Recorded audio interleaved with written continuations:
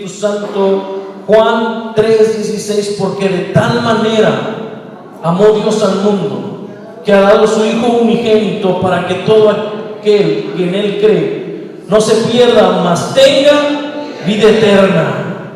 Porque no envió Dios a su Hijo al mundo para condenar al mundo, sino para que el mundo sea salvo por Él.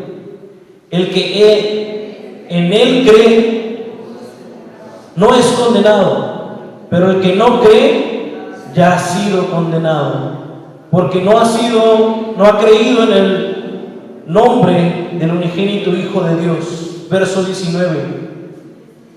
Y esta es la condenación, que la luz vino al mundo y los hombres amaron más las tinieblas que la luz, porque sus obras eran malas. Porque todo aquel que hace lo malo aborrece la luz y no viene a la luz, para que sus obras no sean reprendidas. Mas el que practica la verdad viene a la luz, para que sean manifiestas sus obras, son hechas en Dios. Puedes tomar tu lugar.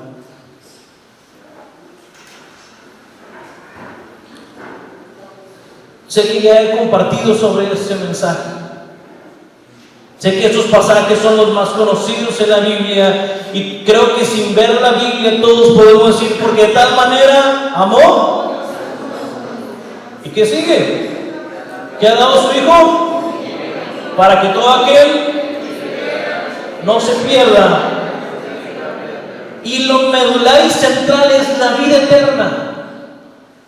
La vida eterna. Obviamente nos expresa el principio y la naturaleza de Dios. Dios es amor y Dios es todopoderoso. Y nos ama tanto y es todopoderoso que tomó una decisión de enviar a su Hijo. Y sabemos que su Hijo aceptó, despojándose todo lo que Él es. ¿Que Él es Él? Él es Dios. ¿El Hijo quién es? Jesucristo. ¿Y Jesucristo qué es? Dios. Y estaba con el Padre y toda gloria estaba en Él. Y Él decidió despojarse de eso para venir como forma de hombre, siervo. Se humilló a sí mismo, siendo obediente hasta la muerte de cruz, lo más vergonzoso y la muerte más terrible para cualquier pecador, para cualquiera que ha hecho una ruptura a la ley o ha infringido la ley. No podemos negar y no podemos demeritar lo que Dios hizo. Dios es amor, y por lo que Él es, envió a su Hijo para darnos vida eterna. ¿Cuántos dicen amén?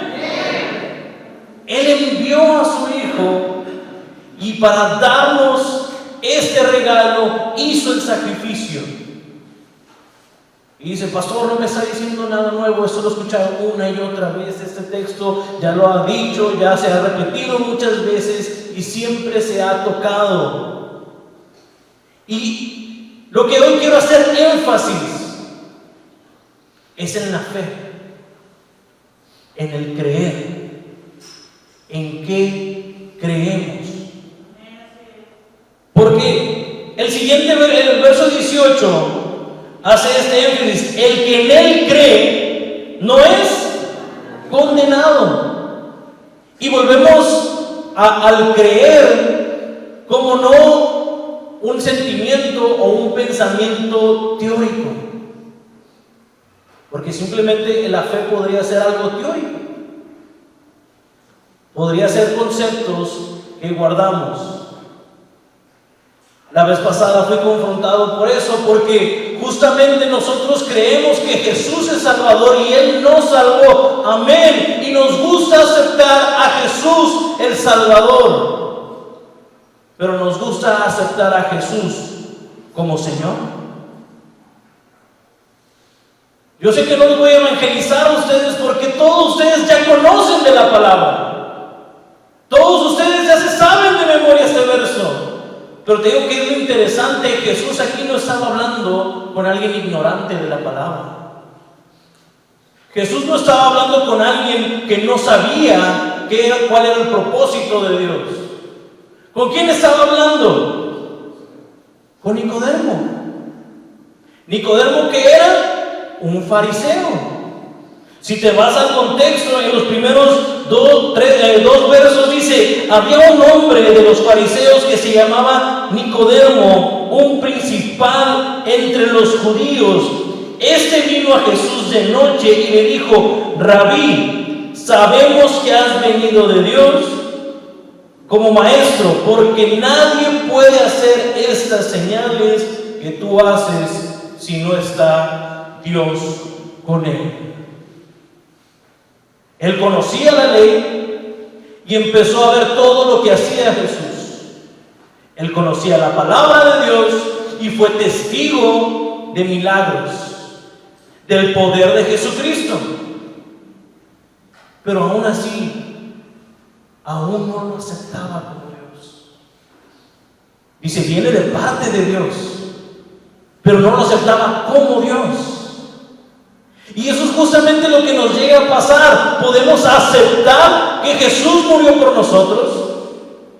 Podemos aceptar que Jesús hace cosas increíbles y que ha hecho milagros en nuestra vida. Pero ¿qué tanto lo estamos aceptando como nuestro Dios? Y cuando digo nuestro Dios, hablo de nuestro Señor. Porque podemos decir, Él es mi Dios. No, estamos otra vez en el concepto de creer como una palabra, una teoría. Mi Dios quiere decir que yo adoro solo a Él. Solamente lo adoro a Él. Pero, ¿cómo podemos reflejar que le adoramos solamente a Él? Bueno, el hombre primero tiene que reconocer su condición. El hombre tiene que reconocer que es un pecador. Y los fariseos les encantaba ver a los demás pecadores, pero no se reconocían como pecadores. Y aquí yo te pregunto, ¿tú reconoces tu necesidad de Dios? ¿Tú reconoces tu dependencia al Padre? Tú reconoces, dice, el que en Él cree no será condenado, pero el que no cree ya ha sido condenado, porque no ha creído en el nombre del unigénito Hijo de Dios. No lo has tomado como tu Señor. Decimos, Él es mi Padre. ¿Y cuál es la condición para que sea tu Padre? ¿Qué dice Juan 1:12? Mas a todos, vamos a leerlo, está una hoja atrás, vamos a leerlo. Juan 1:12. Mas a todos los que le recibieron, a los que creen en su nombre, les dio la potestad de ser hechos hijos de Dios. A los que creen, quiere decir, reconocen que Él es Salvador y también le reconocen que Él es su Dios. Y en esta condición es que somos hijos de Dios, no solamente como nuestro Salvador, sino como nuestro Señor. Pero ¿cómo podemos discernir en nuestra vida si Él realmente es nuestro Señor? ¿O simplemente nos gusta aceptarlo como Salvador? Si vemos el verso 19, y esta es la condenación, que la luz vino al mundo y los hombres amaron más las tinieblas que la luz, porque sus obras eran malas. Aquí yo te pregunto y te confronto, ¿qué amas más? ¿Qué es lo que más amas? ¿Qué es lo primero en tu corazón? Yo te digo, si está primero en tu corazón, ven a la iglesia a adorar y dices, no, Dios no solamente está en la iglesia. Ah, bueno, eso quiere decir que está en tu corazón, gloria a Dios. Entonces, en cuanto te despiertas, le das gloria a Él y haces un servicio para Él. No, eso ya es fanatismo. No tengo tiempo, espérate. O sea, sí leo la Biblia, no siempre, conozco, no me van a engañar. Yo conozco que Él es mi Salvador, ok, pero ¿qué amas más? La luz, solamente uno es la luz y es Jesucristo. Y si amas la luz, buscas por estar con Cristo, buscas cada oportunidad para tener una comunión con Cristo. Pero si amas más las tinieblas, te digo que es las tinieblas, todo lo demás que te aleja de Cristo. Porque es fácil decir, no, la oscuridad solamente es el pecado. Define pecado, lo que te aparta de Cristo. Porque va a decir mentir, matar, robar, eso es pecado. Sí, es pecado, pero también cuando tú pones otra cosa primero en tu corazón, estás siendo adúltero en tu corazón, porque no amas más a Dios y dices que le amas.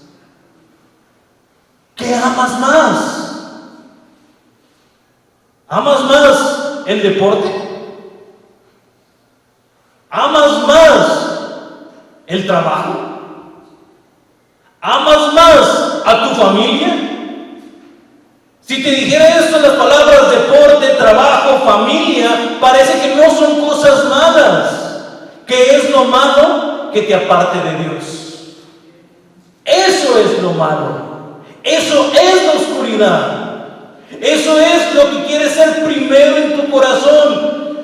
Y luego puede haber unos cínicos que dicen, no, yo no amo ni mi trabajo, no amo mi familia, no amo el deporte, no, me gusta comer. ¿Qué es lo que amas más? Su yo. Ser dioses en su propio corazón. Darle placer a su propia naturaleza. Por eso dice, amaron más la luz, porque sus obras eran malas. ¿Qué hacían sus obras? Los beneficiaban a ellos y no glorificaban a Dios. Hagamos una lista de las cosas buenas que hay en el mundo. Y dices, trabajar es bueno, bañarse es bueno, arreglarse es bueno. Sí, todo eso es bueno. Mi pregunta es, ¿con qué intención lo estás haciendo? Si lo haces para que todos te reconozcan, o tú sentirte bien contigo mismo, que es lo que dice la nueva filosofía humana, sigue tu corazón con que tú seas feliz. Pero lo que te hace feliz son las cosas que le agradan a la carne, que te alejan de Dios. Vuelvo a preguntarte, iglesia, ¿qué amas más? ¿Qué amas más? Dice el verso 20, porque todo aquel que hace lo malo aborrece la luz. Vamos a adorar. Vamos a cantarnos a coritos para alabar a Dios aquí en casa. Ay, papá, es que tengo que contestar el chat. Vamos a hacer una lectura de la Biblia para conocer más a Jesús. Vamos a entrar a un estudio. ¿A qué horas? Es que si es el horario en que van a jugar las poderosas Chivas, pues no puedo. Ah, no, ¿verdad? No son poderosas de la América, perdón. Todo lo que te anhela por agradarte más a ti te hace aborrecer lo que te da comunión con Dios. Y aborreces la luz y no vienes a la luz para que sus obras no sean reprendidas. No, es que no me gusta mucho la predicación del pastor porque se la pasa tirando pedradas. Es bien mala onda ese pastor, siempre está diciendo cosas que me hacen sentir mal. Pero si lo está diciendo la Biblia, no, pues la Biblia está bien. Bueno, y si te lo dice a ti la Biblia, no, es que yo no lo entiendo así. ¿Pero por qué no vienen a la Biblia? Porque les muestra cuál es su pecado. Esta es la luz que te hace examinar tu corazón, y cuando examinas tu corazón te das cuenta de lo malvado y perverso que es tu corazón. Yo sé que el evangelismo se centra en lo bueno y amoroso que es Dios, pero también te tiene que confrontar con tu pecado, porque tu pecado es lo que te aleja de la vida eterna. Tu condición pecaminosa no te permite tener una eternidad con Cristo. Lo que anhela tu carne, lo único que hace es que vivas en el aquí y en el ahora, en el momento, y olvidas lo eterno. Si Dios es amor y tú eres pecador, Dios es amor que dio su vida, y el pecado hace que rechacemos el sacrificio. Y si yo no lo rechazo, yo estoy aquí te vengo a confrontar. ¿Estás 100% aquí? Si estás 100% aquí, ¿le das toda la gloria a Dios? Porque es el propósito por el cual hemos venido. No han venido a verme a mí, no han venido a ver la alabanza. ¿A qué se viene a la iglesia? A glorificar a Dios. ¿Y te has entregado en alabanza para Él? ¿Le has dado toda la gloria? Y cuando termine ese servicio, ¿anhelas conocer más o estar escuchando más alabanzas para exaltar el nombre de Cristo? ¿O solamente dices, no, ya le di 2 horas al Señor, ya no más, ya me cansé? Tampoco abuses. Así muchas veces es nuestro corazón. Y no nos gusta escuchar la palabra, porque la palabra confronta nuestra naturaleza. Dice, más el 21, mas el que practica la verdad viene a la luz, para que sean manifiestos sus obras, que sus obras son hechas en Dios. Mas el que practica la verdad, y esto tenemos que ser muy honestos y cuidadosos, porque si había alguien que practicaba la verdad, eran los fariseos. Tan estrictos eran que cumplían hasta con el 10% exacto cuando les pedían diezmo. Llevaban arroz y contaban el arroz para dar exactamente el 10%. ¿Usted se sentaría para contar una piecita de grano así tan chiquita? No.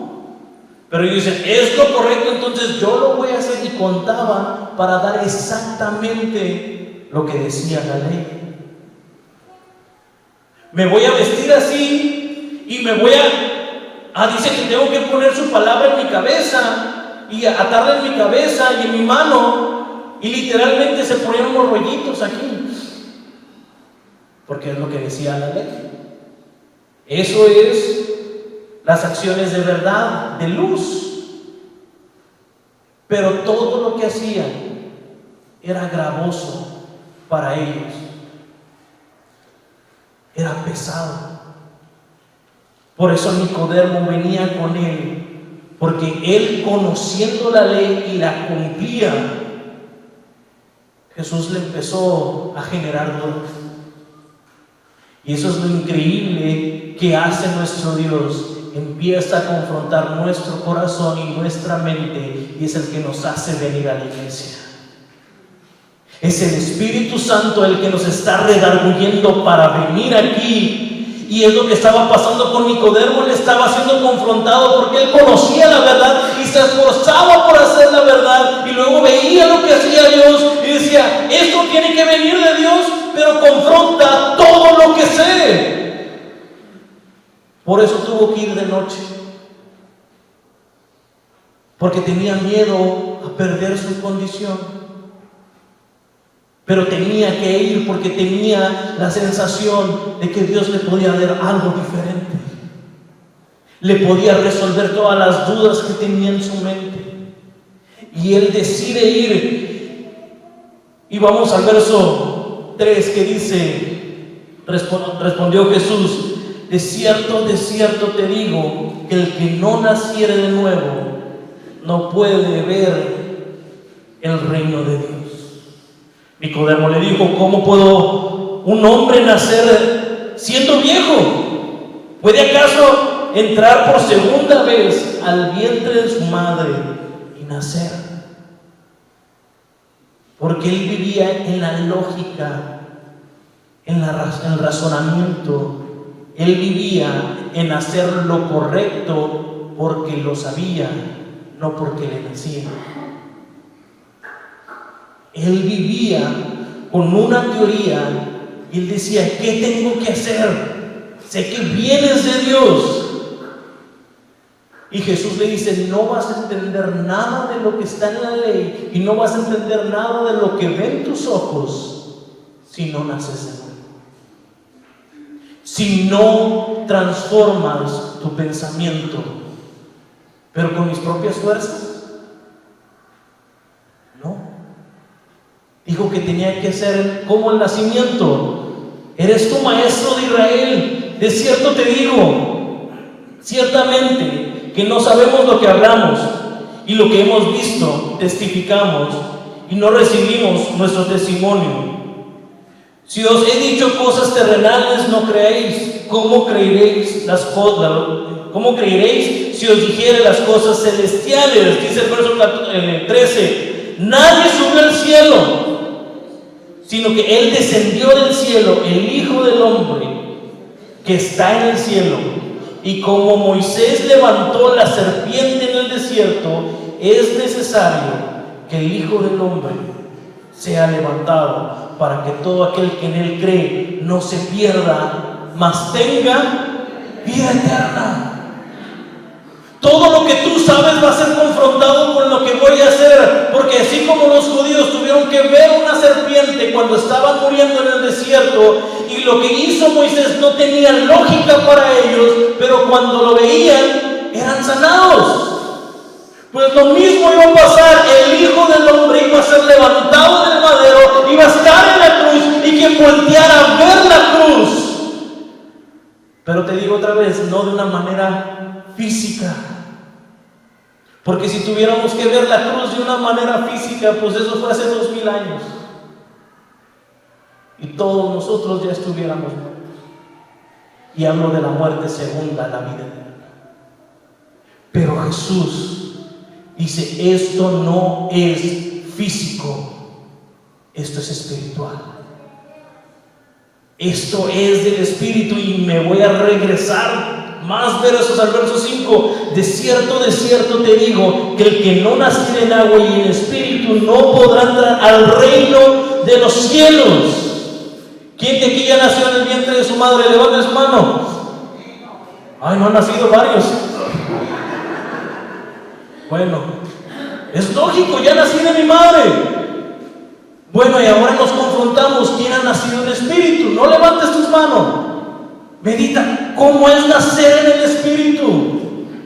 ¿Qué es lo que se llama hablar en el Espíritu, andar en el Espíritu, caminar en el Espíritu? En algún tiempo se puso la regla en las iglesias que para ser espiritual se tenía que hablar en lenguas. Se puso como una regla: tienes que hablar en lenguas, porque si no, no has sido bautizado en el Espíritu. Y de pronto muchas personas que no tenían el don de lenguas decían: pues yo nada más vengo a la iglesia. Pues si yo no puedo hablar en lenguas, yo no soy espiritual. ¿Quién aquí tiene el don de lenguas? Los únicos espirituales, los demás dicen: híjole. Según la lógica de ese mundo, pues solamente las hermanitas que hablan en lenguas pues son las que se salvaron. Pero no es así. Sabemos que el don de Dios, y Él entrega a cada quien como Él le place. Y unos tienen el don de lenguas, otros tienen el don de discernimiento, otros tienen ¿qué? De sanidades, de fe, de sabiduría, de conocimiento, todo de profecía. Son dones ¿de quién? Del Espíritu. ¿Y cómo vamos a practicar los dones? Pues tiene que estar el Espíritu en nosotros. Y estas cosas no son lógicas para los que viven según la carne, pero para el que nace en el Espíritu, esto es una reacción natural. Jesús lo explicó de la siguiente manera en el verso 8: el viento sopla donde quiere y oye su sonido, mas ni sabes de dónde viene ni a dónde va. Así es todo aquel que es nacido en el Espíritu. ¿Quién ha nacido en el Espíritu?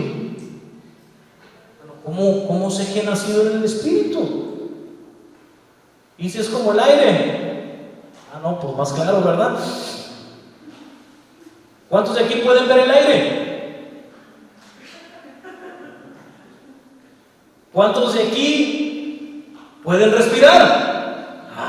Espero que estén respirando. Si no respiran, mueren. Pero así es el Espíritu, como el viento. Dice, no lo puedes ver, pero sí has visto sus efectos. Porque al momento en que sopla, lo oyes. Al momento en que el aire sopla con fuerza, mueve las cosas. En la semana nos subimos, Pastor Isaac, Raúl, y nos subimos al techo y el viento, estamos bien ligeritos, nos andaba llevando el viento. Bueno, tal vez yo no. Pero el viento es aquello que no podemos percibir, pero sí tiene efecto.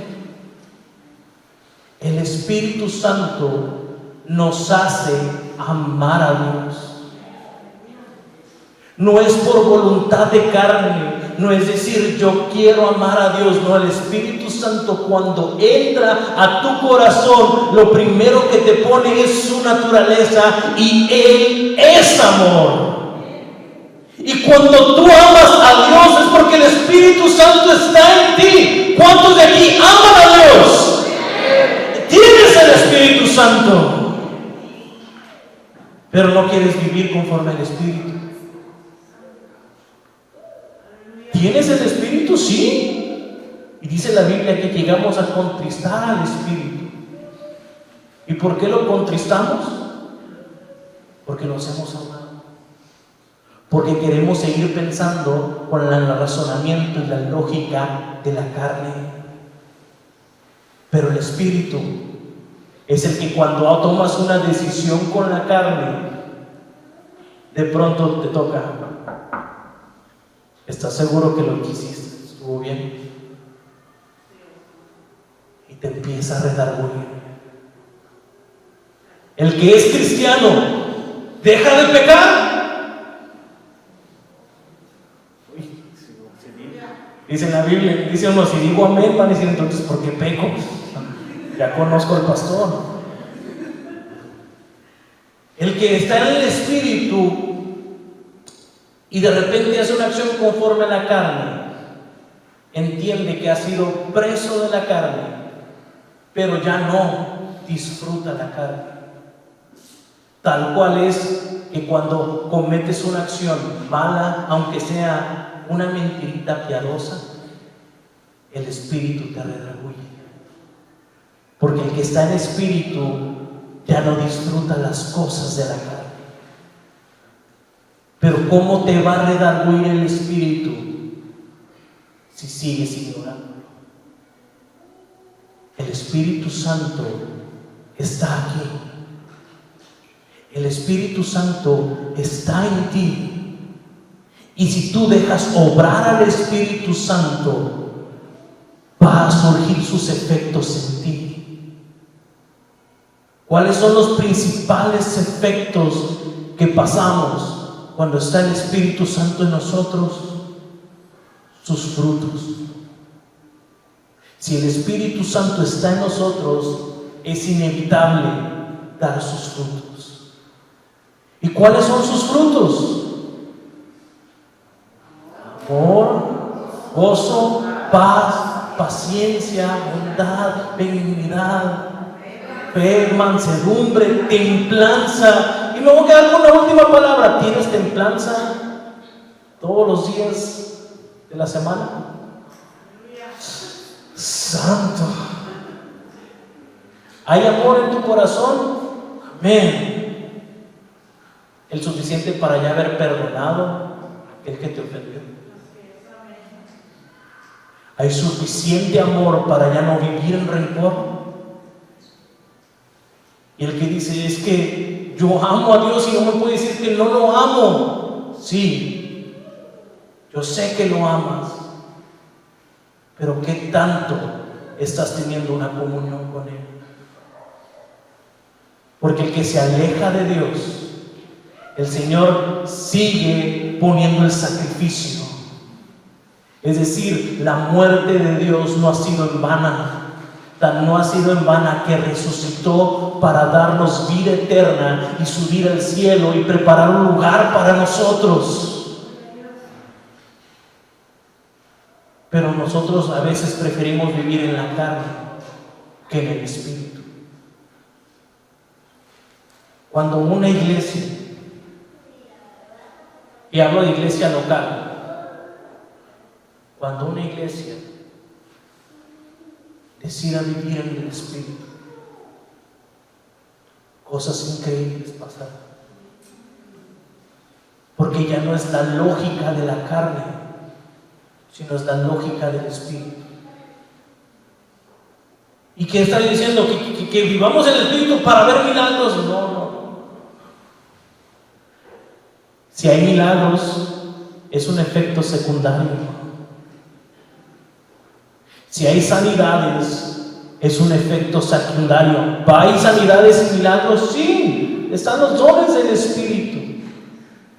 Pero imagínense una iglesia donde se refleje plenamente el amor de Cristo, donde no hay división, donde todos vemos por todos, donde buscamos una comunión, donde constantemente buscamos el amor de Dios y amar al prójimo. Esa iglesia va a causar impacto. ¿Sabes por qué? Porque allá afuera necesitan amor.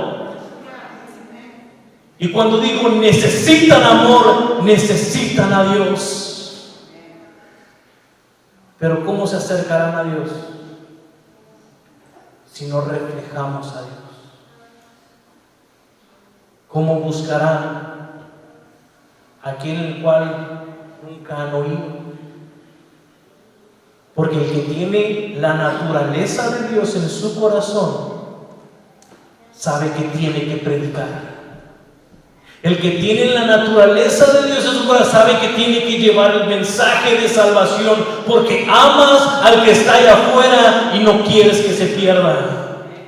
Pastor, es que yo no he estudiado. Estudia. Es que yo no tengo conocimiento. Tienes el testimonio vivo, predícalo. Y con el tiempo vas a ir estudiando y vas a conocer más. Pero si tienes el Espíritu Santo, que es el que nos revela todo lo que está aquí, puedes ir a predicar. Muchos están esperando terminar el instituto para poder predicar. No esperes terminar un instituto, porque necesitas conocer a Dios. ¿Y cómo lo conoces?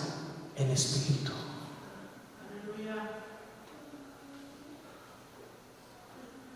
Dice, el pastor se contradice mucho. Yo le entiendo una cosa y después dice otra, y luego le entiendo la otra cosa. Yo lo que te digo es que necesitamos el Espíritu Santo. Y el Espíritu Santo nos lleva a su palabra. Y el poder vivir la palabra ya no va a ser gravoso para los que están en la luz. Lo vamos a hacer con amor. Lo vamos a hacer con el Espíritu Santo.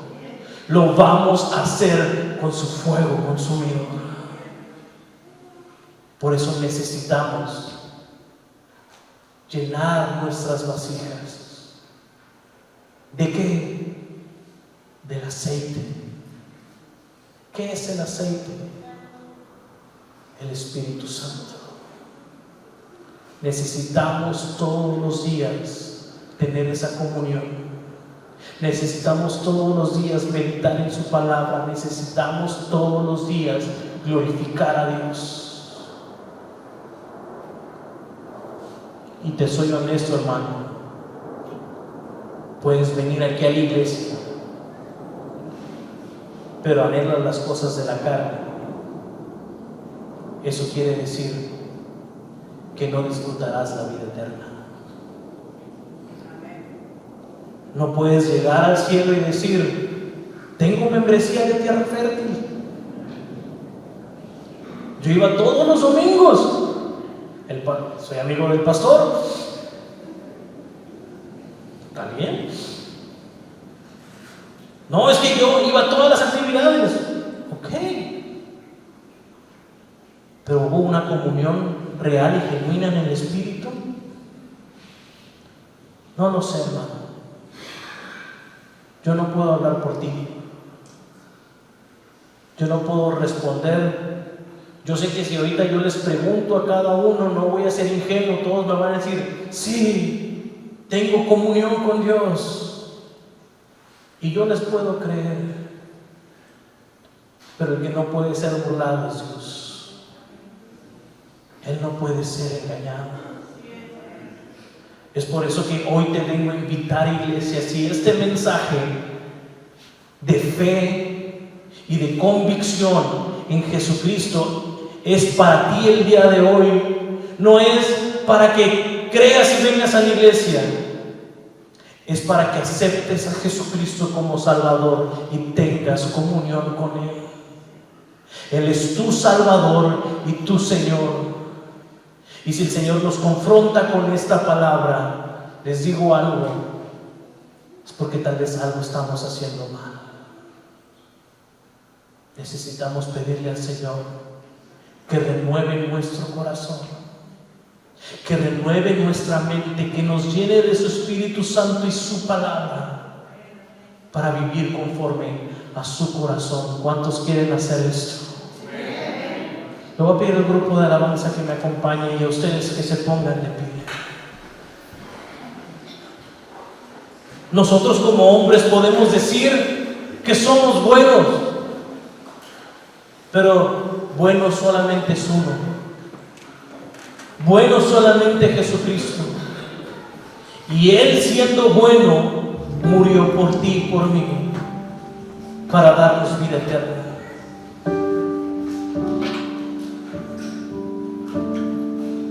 Pero vamos a seguir aceptando a Jesús solamente como teoría. Vamos a aceptar a Jesús solamente en la palabra de Salvador.